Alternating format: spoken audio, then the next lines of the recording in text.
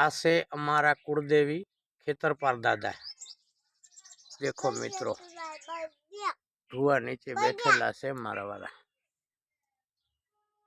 અને આજે અમે અહીંયા આવ્યા છીએ દાદાએ। તો જુઓ મિત્રો,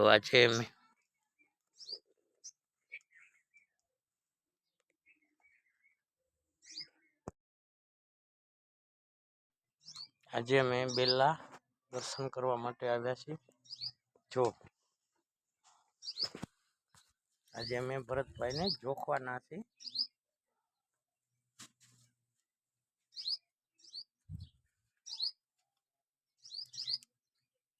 રાખી દે।